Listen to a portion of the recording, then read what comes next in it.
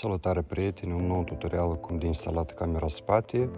Eu am cumpărat așa o cameră, ea este Full HD, iată instrucția, are HD, CF băzi. Eu am întâmpinat unele probleme cu dânsa, de asta o să vă arăt și vouă cum să o instalați. Deci în complect avem așa singură camera, avem așa un cablu, aici are fire goale și avem cablul ăsta lung, care e de 6 metri, care trebuie să ajungă în portbagaj. Deci, în primul rând, iată, acestea două le conectăm aici. Altfel nici nu o să vie și, în general, practic, toate camerele sunt de genul dat, adică așa se conectează. Așa, acum, iată acestea două, conectăm aici. Următoarea o conectăm la magnetofon, încolo. Ea are fix așa un conector. În continuare, iată avem, este cabluri goale care trebuie de conectat și iată este. Deci, aici roșu este plusul și aici negru este minusul. Aici roșu, iată, care vine tot de la cameră, trebuie să le conectăm împreună. Și acum, iată este roșii, le conectăm la stopul din spate, la plus și este la minus, tot la stopul din spate. Pentru că noi când o să conectăm viteza spate, o să fie tensiune și camera o să pornească atunci. Dar iată acest slant trebuiește la magnetofon de pornit, de conectat. Iată acum la magnetofon, aici l-am conectat la locul lui, pentru că altfel nici noi. Dar acesta trebuie să căutăm cablul care activează camera spate, adică magnetofonul tot timpul funcționează și la un moment dat el trebuie să știe când să pornească camera în spate. Păi iată cablul dat și îi spune lui că în ce moment trebuie să conecteze camera. De regulă el e rozov, dar la mine este iată acesta și pe el la mine scrie back car, adică cuplăm viteza în spate. Ceva de genul trebuie să căutăm și iată, acesta îl unim aici. Nici de cum la plus. Alții, iată, îl unesc la ăsta roșu plus, nu aici trebuie.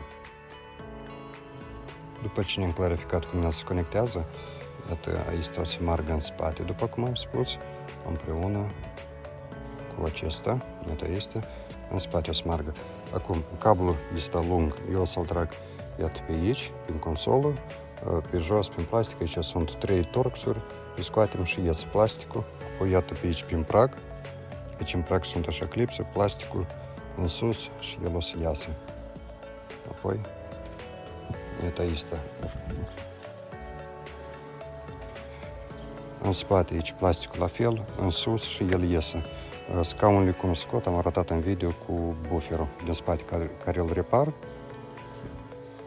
Apoi în spate, iată aici este în care stupă, ea ușor scoate, la fel este prin așa în fel de clipsuri. În continuare, stopul. Iată unde noi trebuie să-l conectăm. Când cuplăm viteza în spate, se aprinde becul dat. Plata dată groasă este minusul și iată acesta este plusul, care vine la becul dat. În partea dată este cafeniu. În general, toată mașina cafeniu asta e minusul și iată a doilea, iată asta de aici este plusul. Eu o să-l conectez, cred că undeva pe aici pe bloc, încă nu știu unde. În continuare, iată, aici este la fel în plastic, el ușor iese, pentru că cablul de aici noi o să trebuiască la cameră să-l tragem încoace. Aici la fel ușor iese, tot clipsă, scoate. Unica problemă, iată, este puțin la ea, aici sunt două bolturi. După ce le-am deșurubat, iată, chestia dată, ea trebuiește în jos apăsată și după asta trasă. Că ea să iasă și mai este un moment. Iată, aici este unde prinde semnul. Iată, asta, plasticul dat, la fel în jos îl apăsăm, adică îl tragem spre noi și într-o parte. plusul și minusul, iată, sunt aceste două cabluri care noi am vorbit și încă unul mai este, care nu l-am luat cu mine, tot din cablul cel lung, care o să fie, iată, acesta o să trebuiască aici de conectat și minusul aici. Minusul și plusul totuși am decis să le unesc la bloc, după cum spuneam anterior, să nu unesc la stopul din spate, pentru că ca să pară că e ca din fabrică, să nu fie aici cabluri adiționale. Și iată, cafeniul e minusul, albastru cu sură e plusul, la bloc am văzut că iată vine aici, l-am conectat, iată la el, adică nici nu se vede că e ceva adițional, pare ca din fabrică. Blocul este dat la 203, iată aici este un bolt, el se deșurubează, apoi pur și simplu sculc și el iese din plasticul dat. Minusul, iată, o să-l unesc la carcasă, unde sunt și toate minusurile. Și ulterior, iată ce ține de cabluri, am făcut să fie practic ca din fabrică, nici nu se vede că e ceva adițional adăugat. Un moment interesant care tot l-am prins el este că, iată, camera este HD și CFBS. Eu când o conectam de start, ea nu funcționa, pentru că trebuie și magnetofonul să suporte Full HD. De asta, iată, aici la mine erau 3 cabluri. Iată, la cameră ele sunt așa. Și aici arată că roșu conectează de la HD la CFBS. Adică e o oranjă aici. Și iată, oranja asta eu l-am tăiat ca să mă conectez la CFBS. Și la fel este verde. Dacă îl tai, o să dispară liniile date. Ele mie nu-mi trebuie, pentru că magnetofonul deja le are integrate. Și verde tot le-am tăiat. Acum, cum să vedem magnetofonul ce setări suportă. Deci trebuie să intrăm în setări.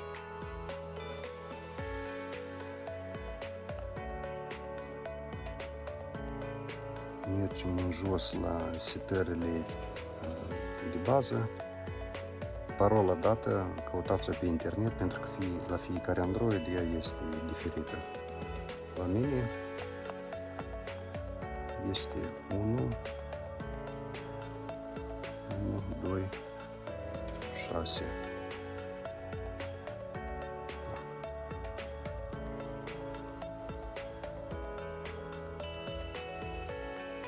Și iată, am intrat în setări și aici la DVR, vedeți, avem USB plus CFBS. Adică HD la mine nu suportă. Acum testăm dacă tot funcționează. Cuplăm viteza spate. Este.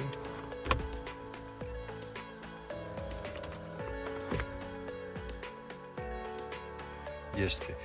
Ce ține de stă camera pe partea asta, deja o să regulăm ulterior. Un moment care l-am observat în proces, iată, când cuplăm viteza în spate, câteva milisecunde camera nu funcționează, apoi apare imaginea sau arată distorsionat pe camera, apoi reapare imaginea. Iată, asta este din motiv că când vine tensiune la becul din spate, el puțin scade, apoi apare și iată, din cauza dată, camera își creează așa efect. Este posibil altfel de conectat, dar asta doar dacă magnetofonul suportă așa funcțional. Deci, nu conectăm camera din spate, în general, și asta tot nu, care dăm tensiune.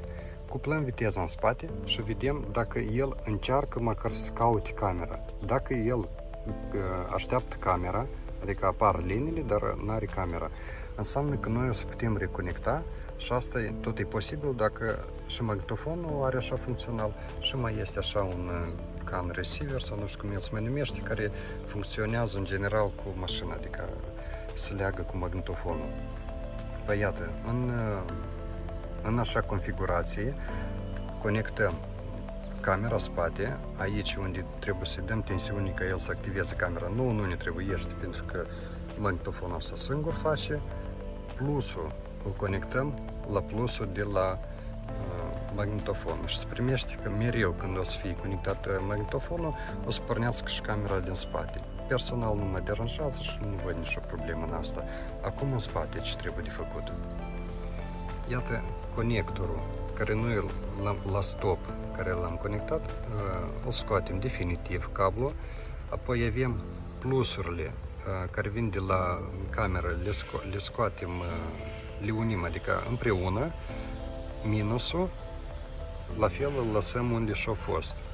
Și iată, în așa configurație, noi când o să cuplăm viteza în spate, ea o să pornească imediat, fără că să apară erori. După ce am instalat camera și am testat-o, iată, ea aici stă, am înțeles că, iată, unghiul, cum e făcut camera, e prea mic. Camera trebuie să fie încă și mai sus. De asta am făcut, iată, așa o căsăcă din plastic, i-am adăugat, vine fix. Pentru că în spate, când o să parchez cu liniile verzi, care ele se va da dintr-o parte și din alta, vreau ca unde se termină linia verde, acolo să fie cât lungimea mașinii, ca să știu în cap sau nu. Încă un moment care l-am văzut în proces, adică l-am observat, o scăpare de inginerilor care au făcut Mercedes dat. Iată, aici este plasticul care se prinde aici. Și el se prinde, iată, aici sunt clipsă de genul dat.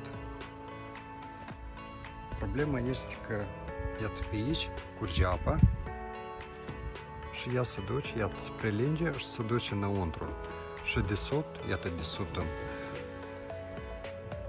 nu se pot arăta chiar bine, dar, iată, pe aici el începe răgine cu timpul. Și asta e problema, practic, la toate 203 și eu m-am gândit cum de soluționat asta, pentru că nu e chiar bine.